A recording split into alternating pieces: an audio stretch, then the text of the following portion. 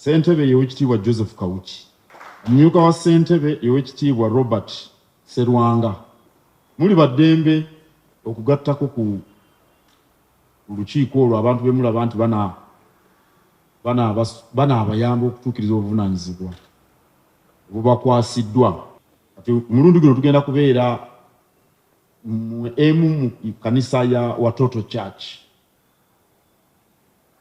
Mwe ab'olukiiko olutesitesi gye munakkaanyaako n'abakulira Watoto Church.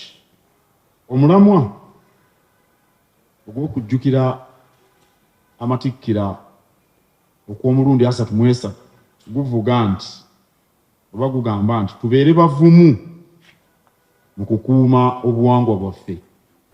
Kamayi Katikkiro, nze ne bannange bano tuli basanyufu olw'obwami obutuweereddwa, era twagala okweyama tujja kukozesa obuvumu okulaba nti olutabaalo luno tuluggusa bulungi. Tumanyi lwaki ffe twasiimiddwa ku mulundi guno, naye tuli bannamukisa okuba nti emyaka 33 kigenze mu byafaayo nti ttiimu eno yeekulembeddemu.